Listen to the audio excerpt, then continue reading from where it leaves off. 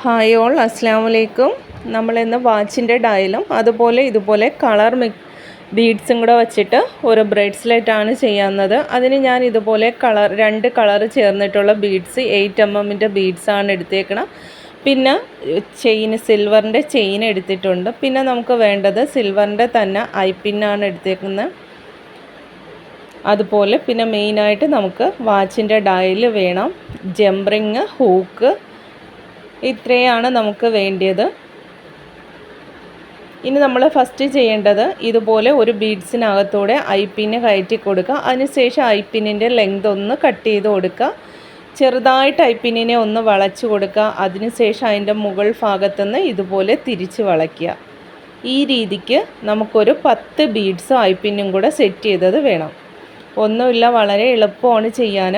ഐപ്പിന്നിൻ്റെ length cut ചെയ്യണം. അതിനുശേഷം player ഉപയോഗിച്ച് ചെറുതായിട്ടൊന്ന് വളച്ചതിന് ശേഷം മുകൾ ഭാഗം കൊണ്ട് ഇതുപോലെ ഒന്ന് വളച്ചു കൊടുക്കുക. ഇപ്പം ഞാനിവിടെ സിൽവറിൻ്റെ ഐപ്പിൻ എടുത്തതേ ഉള്ളൂ. നിങ്ങൾക്ക് വേണമെന്നുണ്ടെങ്കിൽ ഗോൾഡാണ് കയ്യിലുള്ളതെങ്കിൽ ഗോൾഡ് എടുക്കുക. നമുക്കിപ്പോൾ വാച്ചിൻ്റെ ഡയൽ സിൽവർ ആയതുകൊണ്ടാണ് ഞാൻ ഈ സിൽവർ കളറിൻ്റെ തന്നെ ഐപ്പിന്നും ചെയിനും എല്ലാം എടുത്തേക്കുന്നത്. അതുപോലെ നമുക്ക് ഈ ഒരു മെത്തേഡിൽ വേണമെന്നുണ്ടെങ്കിൽ നമുക്ക് കരിമണി മാലയൊക്കെ ചെയ്യുന്നത് ഈ ഒരു മെത്തേഡിൽ ചെയ്യാം. അതിൽ നമ്മൾ ഉപയോഗിക്കുന്നത് ഗോൾഡ് ആണെന്ന് മാത്രമേ ഉള്ളൂ. കറുപ്പിനിടയിൽ ഗോൾഡ് വരുമ്പോൾ കുറച്ചും കൂടി ഭംഗിയായിരിക്കും. ഈ സെയിം രീതിയിൽ ബീഡ്സിനിടയിലൂടെ ഐപ്പിന്ന് കടത്തിയതിന് ശേഷം അതിൻ്റെ ലെങ്ത് കുറച്ച് ഇതുപോലെ ഒന്ന് വളച്ചെടുത്താൽ മതി. അപ്പം നമുക്ക് 10 ബീഡ്സിലാണ് നമ്മൾ ഇതുപോലെ രണ്ട് സൈഡിലായിട്ട് 5 ബീഡ്സുകൾ വെച്ചാണ് ചെയ്യുന്നത്. ഇപ്പോൾ ഇത് വലിയവരുടെ എൻ്റെ ഒരു അളവൊക്കെ വെച്ചിട്ടാണ് ഞാൻ എടുക്കുന്നത്. ഇപ്പോൾ ചെറിയ മക്കൾക്കാണെന്നുണ്ടെങ്കിൽ നമുക്കൊരു 6 ബീഡ്സിൻ്റെയൊക്കെ 6 5 ബീഡ്സ് മതി, കൂടുതൽ ബീഡ്സ് വേണ്ട. വലിയവർക്കാവുമ്പോൾ ഒരു 10 ബീഡ്സ്. പിന്നെ നമ്മൾ ബാലൻസ് ആയിട്ട് ചെയിനും കൂടെ കൊടുക്കുന്നുണ്ട്. ഇനി കനമുള്ളവർക്കാണെങ്കിൽ ചെയിനും കൂടെ നമ്മൾ അഡീഷണലായിട്ട് ഇതിൽ സെറ്റ് ചെയ്യുന്നുണ്ടല്ലോ.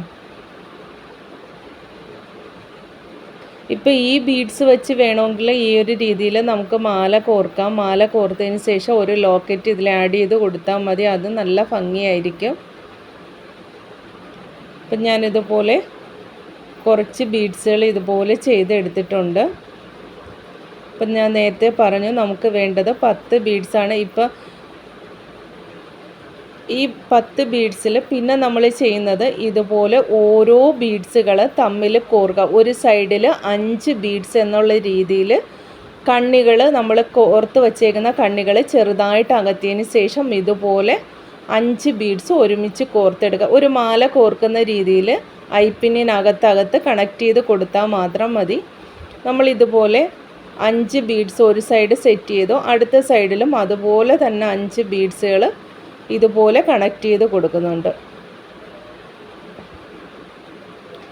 ഇനി നമുക്ക് വേണ്ടത് ഒരു ജംറിങ് ആണ് എടുത്തേക്കുന്നത്. അതും നമ്മൾ സിൽവർ കളറ് തന്നെയാണ് എടുത്തേക്കുന്നത്. നമുക്ക് ഈ വാച്ചിൻ്റെ ഡയലിൽ ചെറിയ ഹോളുണ്ട്, അതിലൂടെ കടത്തി കൊടുക്കാം. അതിനുശേഷം ഇതുപോലെ നമ്മൾ സെറ്റ് ചെയ്ത് വച്ചേക്കുന്ന ആ ബീഡ്സിനകത്തും ഇതുപോലെ സെറ്റ് ചെയ്ത് കൊടുക്കാം. അപ്പോൾ നമ്മൾ ഒരു സൈഡിൽ സെറ്റ് ചെയ്തു, അടുത്ത സൈഡിൽ ഇതുപോലെ തന്നെ ജംറിങ്ങിനകത്തൂടെ നമുക്ക് വാച്ചിൻ്റെ ഡയലും നമ്മൾ സെറ്റ് ചെയ്ത് വച്ചേക്കുന്ന ബീഡ്സും കൂടെ കയറ്റിയതിന് ശേഷം നമുക്കിതുപോലെ പ്ലെയർ ഉപയോഗിച്ച് ഇതൊന്ന് ക്ലോസ് ചെയ്ത് കൊടുക്കാം. ഇപ്പം നമ്മൾ വാച്ച് സെറ്റ് ചെയ്ത് കഴിഞ്ഞു. ഇനി നമുക്ക് ഒരു സൈഡിലായിട്ട് ഹൂക്കൊന്ന് ആഡ് ചെയ്ത് കൊടുക്കാം. ഇപ്പം ഞാൻ കൊളുത്ത് അതാണ് എടുത്തേക്കുന്നത്, സിൽവർ കളറിൻ്റെ. ഇനി അടുത്ത ഭാഗത്തായിട്ട് നമുക്ക് ചെയിന്, ഇപ്പം ഞാൻ ചെയിൻ എടുത്തേക്കുന്നത് വലിയ ചെയിനാണ് എടുത്തേക്കുന്നത്. അതിന് കുറച്ച് മതി. നമുക്ക് ആ ചെയിനെ ഒന്ന് കട്ട് ചെയ്തെടുക്കാം. ഇപ്പം നമ്മൾ കട്ട് ചെയ്ത് ഇതിൽ ആഡ് ചെയ്ത് കഴിഞ്ഞു. ഇനി നമുക്കിതുപോലെ ആ കൊളുത്തും ഇട്ട് കൊടുക്കാം. ഇനി അതുപോലെ ഈ ചെയിൻ അറ്റത്തായിട്ട് നമുക്ക് ഈ ബീഡ്സ് വേണമെന്നുണ്ടെങ്കിൽ ആ ബീഡ്സും കൂടെ ആഡ് ചെയ്ത് കൊടുക്കാം.